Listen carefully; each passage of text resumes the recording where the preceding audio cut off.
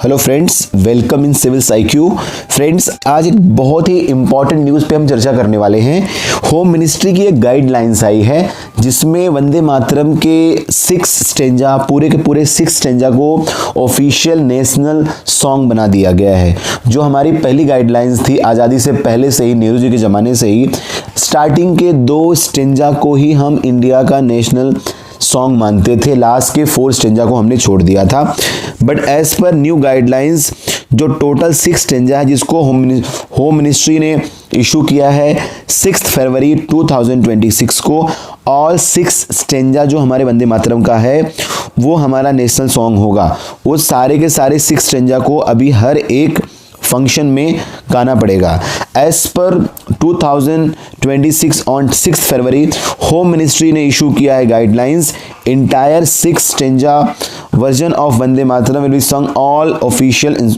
जो भी फंक्शंस होंगे हर जगह पे सारे के सारे 6 के 6 स्टेंजा को अब गाना पड़ेगा एज पर होम मिनिस्ट्री। अब इसका अगर हम हिस्टोरिकल कंटेक्स्ट देखें तो ओरिजिनल जो कंपोजिशन किया था इसका बंकिम चंद्र चटर्जी ने किया था। उनका एक बहुत ही इंपॉर्टेंट नोवेल है आनंद मठ, उसमें उन्होंने किया था। 1950s से ही स्टार्टिंग के 2 स्टेंजा जो हैं उसको हमारा नेशनल सॉन्ग बना लिया गया।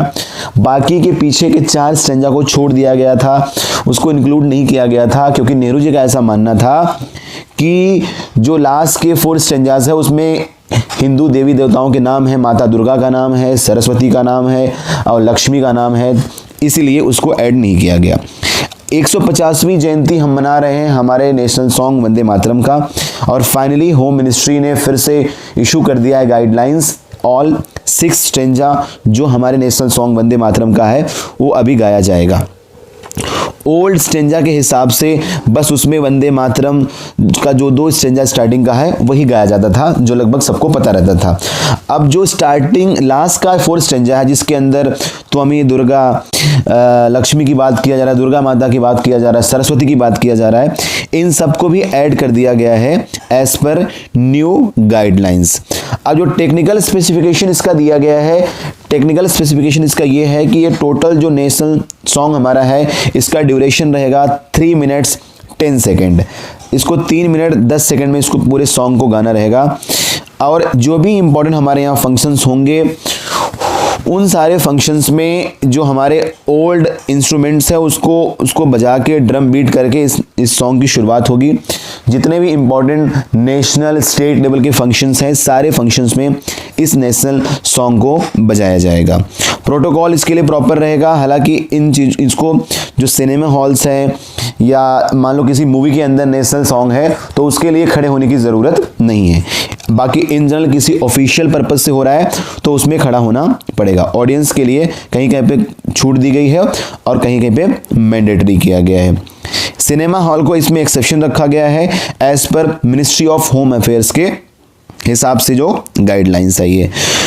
और प्रेसिडेंशियल प्रोटोकॉल क्या रहेगा, प्रेसिडेंट की एंट्री होगी, एग्जिट होगा। प्रेसिडेंट अगर कंट्री को एड्रेस कर रहे हैं या कोई भी इंपॉर्टेंट फंक्शन होने वाला है, प्राइज डिस्ट्रीब्यूशन होने वाला है, उन या स्टेट का जो गवर्नर का विजिट हो रहा है, हर जगह पे इस सॉन्ग को बजाना कंपलसरी कर दिया गया।